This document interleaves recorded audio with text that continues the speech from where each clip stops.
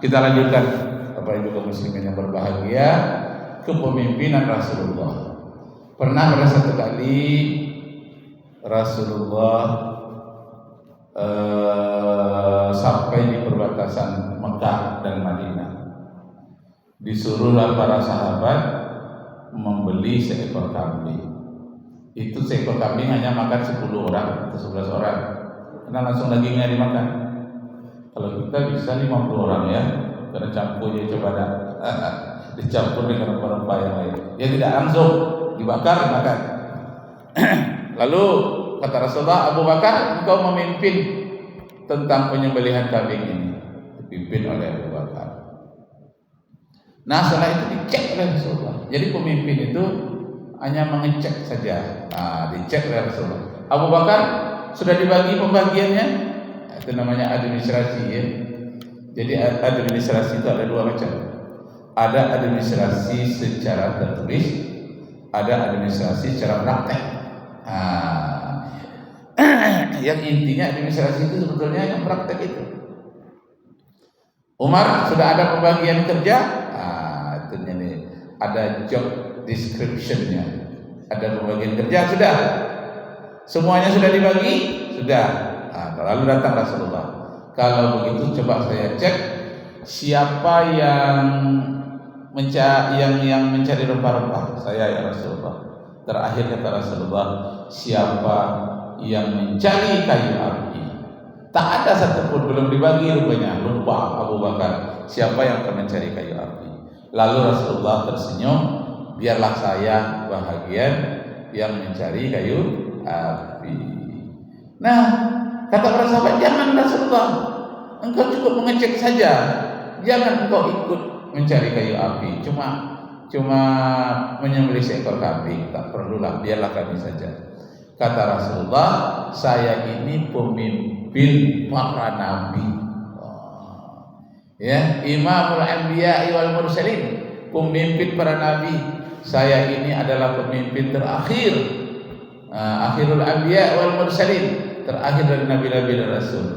Aku sebagai pemimpin tidak mau diistimewakan. Jadi dia yang mencari kayu api, tak mau dia diistimewakan dari yang lain. Begitulah kepemimpinan Rasulullah. Kalau pemimpin sekarang naik mobil, dibukakan pintunya, dinaiki. Mau memakai baju, dipakaikan. Mau membawa kacamata, dibawakan. Pokoknya diistimewakan, dikawal kiri kanan, bunyi sirine kemana-mana. Istimewa. Tapi kata Rasulullah, aku tidak mau diistimewakan. Masya Allah. Kalau dapat kita pemimpin kayak gitu ya, diistimewakan. Kalau Anies Baswedan pergi umroh, dia tidak mau diistimewakan. Orang Arab itu saja langsung mengawalnya. Karena ini gubernur DKI dipersiapkan untuk jadi presiden, dia tidak minta dikawal. Sama aja dengan yang lain. Ganjar juga pernah umroh ke sana, tak dikawal oleh orang Arab itu. Padahal dia masih gubernur juga di Jawa Tengah ya. Begitu juga Prabowo juga pernah umroh, tapi tak sampai seperti itu. Jadi kalau Anies Baswedan itu bukan dia minta diistimewakan, cuma orang di mana-mana, pergi ke Palembang ke mana-mana, orang berebut mau salaman segala macam, bukan dia yang minta orang sampai seperti itu.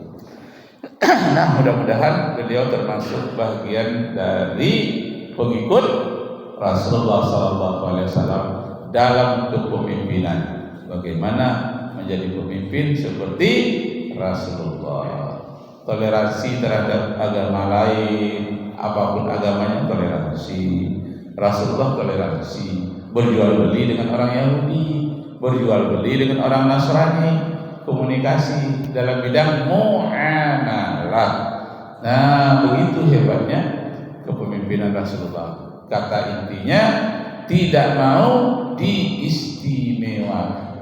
Nah, tapi ketika beliau sedih, tahun kesedihan itu disebut dengan Amul Huzni, tahun kesedihan seorang pemimpin besar. Nabi Muhammad sallallahu alaihi wasallam ditinggalkan oleh istri tercinta yang bernama Khadijah. Sedihnya Rasulullah meninggalnya Khadijah. Nah, masih dalam minggu itu meninggal pula lah pamannya yang selalu melindunginya yang bernama Abu Thalib. Pamannya wafat, padahal itu benteng yang paling keras dalam membela Rasulullah. Kalau Khadijah itu adalah pelayan Rasulullah, teman Rasulullah, sekaligus pemberi dana terbesar karena dia janda kaya. Itu pula lah yang wafat, sedihlah Rasulullah. Sehingga tahun itu disebut tahun kesedihan ketika Rasulullah berumur 53 tahun. Nah, ketika beliau seorang pemimpin bersedih, nah sahabat-sahabatnya coba membujuk beliau, ya Rasulullah, engkau adalah Rasul, tidak akan ditinggalkan oleh Allah. Tapi beliau tetap ada kesedihan, lalu bersyukur kepada Allah karena dia bisa tabah. Dalam keadaan seperti itulah Allah Subhanahu wa taala menghibur Rasulullah dengan berjalan-jalan ke ruang angkasa.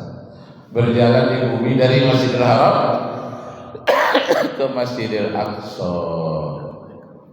Itu biasanya orang sampai 3 bulan, 2 bulan ya. Paling cepat itu 11 hari. Wah, berbulan-bulan lah. Kuda yang tercepat itu 11 hari. Kalau naik unta bisa berbulan-bulan, berminggu-minggu. Nah, tapi Rasulullah dalam waktu singkat diperjalankan dari Masjidil Haram. Terhiburlah Rasulullah melihat pemandangan-pemandangan dalam perjalanan itu. Jadi ibu-ibu kalau ada yang sedih, bawa temannya berjalan-jalan. Paling tidak ke Plaza aja lah. Paling tidak ya yang ada dalam kota saja lah. Atau ke Labersa sana ya. Ada tempat pemandian, tempat berenang, tempat macam-macam hiburan ya. Itu paling kurang nih. Nah, Rasulullah pada waktu itu dibawa berjalan dari Masjidil Haram. Dia lihatlah pemandangannya, pohon kurmanya, kemudian dia lihat barisan onta-onta pedagang, dia lihat. Nah, terhibur hatinya. Sampai di Masjidil Aqsa, dihibur lagi oleh Allah Subhanahu wa taala. Beliau dinaikkan ke langit dengan perjalanan yang begitu indah, kelihatan cahaya-cahaya yang ada di ruang angkasa yang bermacam-macam warna. Yang kita tahu hanya 7 warna. Setelah dia naik atas, ada beribu-ribu warna yang tak pernah terlihat oleh kita. Tak tahu kita apa namanya warna seperti itu. Yang tahu kita cuma 7 ya. Me, jin, ku, hi, bi, nium. 7 warna. Merah, hijau, biru, lila, kuning, ungu ya.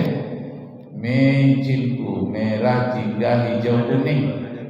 Biru, hijau, biru, lila, ungu. Itu 7. Tapi sampai kita ke ruang angkasa, beribu-ribu cahaya dan indah sekali, luar biasa. Melihat indahnya itu, Rasulullah menjadi terpesona. Begini hebatnya ciptaan Allah. Dan ciptaan Allah itu tidak ada yang tidak hebat. Hebat semuanya. Mulai dari makhluk yang paling kecil sampai nggak bisa dibagi lagi, kecil sekali, indah. Namanya atom. Tidak tom dibagi lagi. Itu saking kecilnya tak bisa dilihat dengan mata biasa. Harus pakai teropong. Teropongnya itu namanya teropong elektron yang dibesarkan menjadi 2 juta kali besar, barulah terlihat. Indah rupanya, berwarna-warna juga rupanya atom itu. Sampai orang-orang yang ahli kimia dilihat di laboratorium itu tak mau berangkat dari laboratorium itu. Kenapa? Indah ciptaan Allah, makhluk yang paling kecil. Einstein misalnya, itu ahli atom di Amerika, banyak tamu datang, ditarik tangannya oleh istrinya. Bang, itu tamu banyak datang. Jauhlah dari pergilah dari laboratoriumnya sebentar. Ya dia salami sebentar dan dari situ dia bermisi. Kenapa? Tidak ada lah yang paling indah rasaku katanya dalam hidupku ini melihat ciptaan Allah yang begitu indah. Dia kecil, tak bisa terlihat mata biasa. Maka Einstein kalau beginilah indahnya atom ini, dia bergerak sendiri, pasti ada yang mengaturnya. Mustahil ada benda-benda yang teratur kecil ini bisa teratur kalau tidak ada yang mengaturnya. Akhirnya mengaku dalam hatinya bahwa ilmu pengetahuan sains yang sebenarnya, kalau maulah kita rendah hati melihat ciptaan Allah seperti itu, pasti kita akan menyerah kepada Allah. Sampai sekarang terkenalah ucapan Einstein itu mengatakan science without religion is blind. Kalau hanya ilmu saja tanpa ada iman akan seperti orang buta. Sebaliknya, kalau hanya iman saja tanpa ada ilmu seperti orang lumpuh. Lame katanya.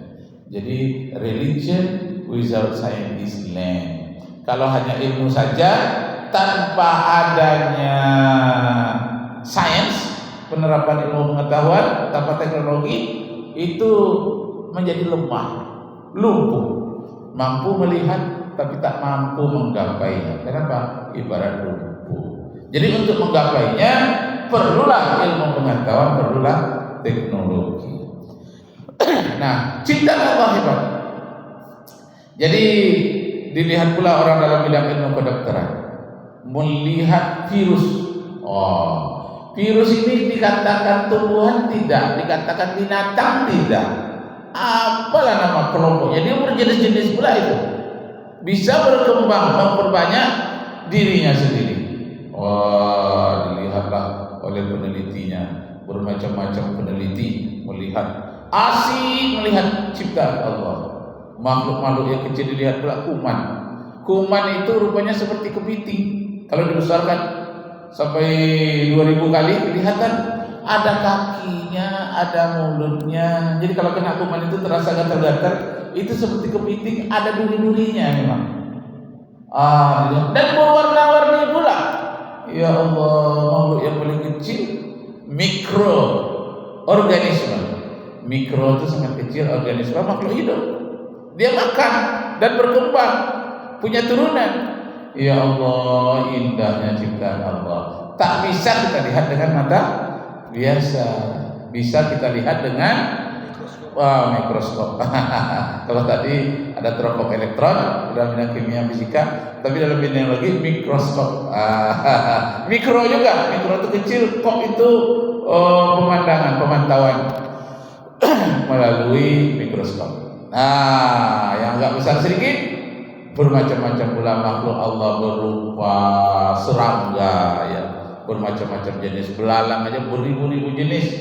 Nyamuk, bermacam-macam pula jenisnya.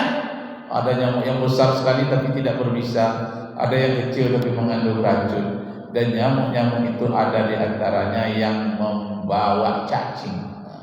Jadi nyamuk kecil, ada pula cacing di dalamnya.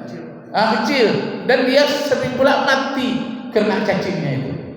Jadi tak seluruh telur-telur nyamuk itu menjadi, sebagian mati oleh cacing yang dibawanya, sebagian lagi hidup. Ternyata nyamuk itu yang menghisap darah manusia itu nyamuk betina. Nyamuk jantan tidak. Nyamuk jantan itu dia hinggap di pohon-pohon, lalu dia memakan sari-sari bunga juga, dan yang lain-lain yang merupakan titisan embun yang di tempat yang lembab-lembab, sedikit itu dimakannya. Tapi kalau yang betina, makanannya darah, bisa darah kambing, darah anjing, termasuk darah manusia. Dilihat, luar biasa, berapa pula kakinya, bagaimana belalainya, dan bagaimana pula dia bisa menghisap darah manusia. Rupanya kelihatan oleh dia seperti terowongan di dalam kulit kita ini, sehingga dia masukkan belalainya ke dalam terowongan itu. Apa dia? Pori-pori kita. Dimasukkan ke pori-pori itu. Kita nggak lihatnya, tahu-tahu sudah tertusuk saja, dia sedot darah, kemudian ada rasa gatal-gatal. Kenapa ada rasa gatal? Karena memang ada cacing di bawahnya, ada yang virus yang dibawanya. Nah, rasa gatalnya untuk apa? Untuk menguji manusia yang digigitnya itu sudah tidur atau belum. Nah, kalau sudah tidur, gatal pun tidak peduli. Kalau belum tidur, tentu dia akan bergerak, dia punya kesempatan untuk lari.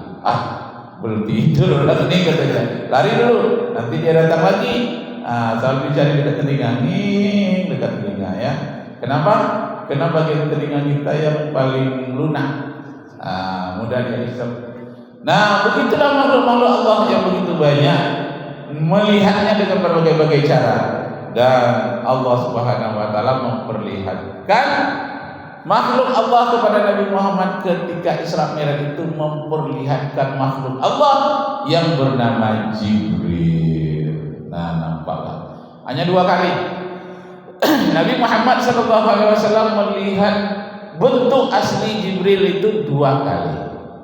Yang pertama di dalam Gua Hira ketika menerima wahyu pertama yang berbunyi Iqra bismi rabbikal ladzi khalaq khalaqal insana min 'alaq. Yang kedua inda sidratil muntaha, surat An-Najm. Inda sidratil muntaha, di sidratil muntaha itu diperlihatkan oleh Allah itu bentuk asli dari malaikat Jibril, besar sekali, lebih besar daripada bumi ini.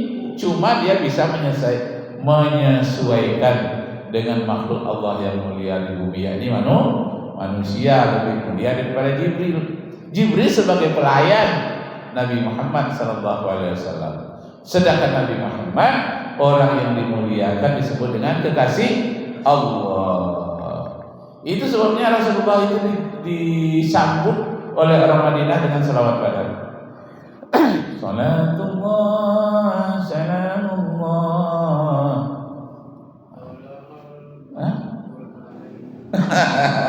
Jadi di dalam ada tala'al badrun alaina ya, telah datang bulan purnama kepada kami. Nah, jadi nama Rasulullah itu ada 2. Ala toha Rasulillah salatullah salamullah ala Yasin Habibillah. Ada 2 nama Rasulullah, gelar Rasulullah. Yang pertama Toha, itu gelar Rasulullah, ada dalam Al-Quran surat Toha. Yang kedua nama Rasulullah itu Yasin. Jadi Yasin itu nama gelar Rasulullah. Ala Yasin Habibillah, kepada Nabi Muhammad kekasih Allah. Jadi ada ana Toha, ana Yasin, kata Rasulullah. Gelarku adalah Toha, gelarku adalah Yasin. Kalau kita selalu membaca surat Yasin.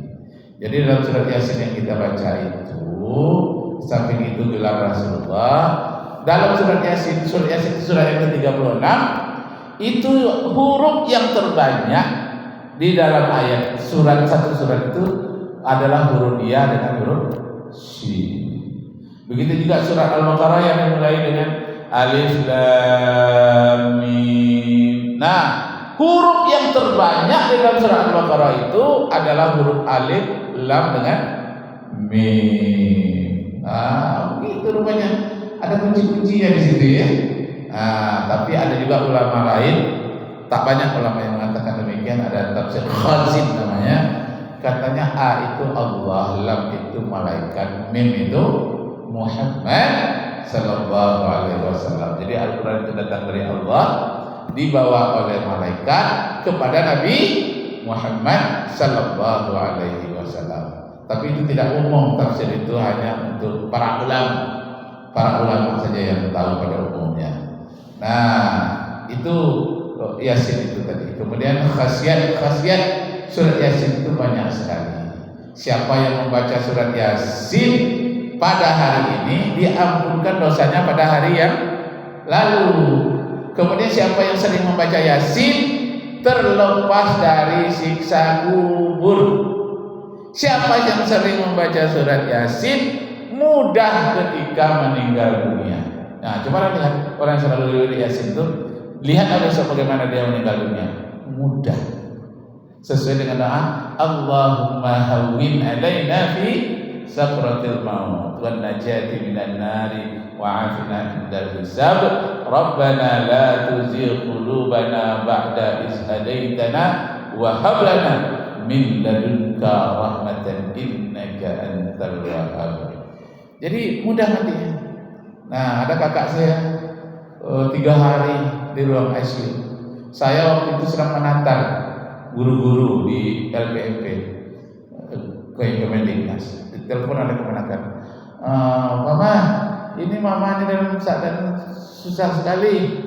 Dia bacakan Yasin. Ya semuanya sudah baca, Paman. Paman datang kemari, minta permisi saya kasih tugas. Kemudian didampingi oleh teman, saya berangkat ke Ibnu Sina. Nampak dia di ruang ICU. Kakak. Nah, lalu saya bacakan hanya 5 menit sudah saya baca surat Yasin. Dia pun pergi itu selamanya. Banyak bunyinya lah, gitu. Nampak merah itu cahayanya. Itu menunjukkan bahwa dia sekarang. Saya bacakan, saya bimbing, la ilaha illallah. Kadang-kadang orang mau wafat ini susah membaca la ilaha illallah.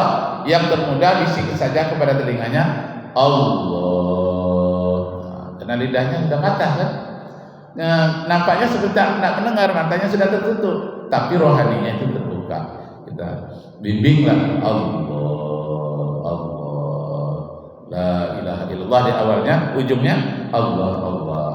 Man qala la ilaha illallah, man kana fi akhiril kalam la ilaha illallah dakhalal jannah. Siapa yang pada akhir kalamnya mengucap la ilaha illallah masuk surga. Wabillahi taufiq wal hidayah. Wassalamualaikum warahmatullahi wabarakatuh. Waalaikumsalam warahmatullahi wabarakatuh. Sampai waktu pas alhamdulillah.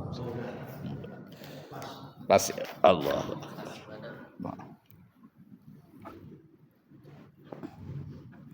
Alhamdulillah rabbil alamin. Terima kasih kepada Ustaz dan tausiahnya, mudah-mudahan bermanfaat untuk semua. Amin amin ya rabbal alamin. Demikian, assalamualaikum warahmatullahi wabarakatuh. Waalaikumsalam warahmatullahi wabarakatuh.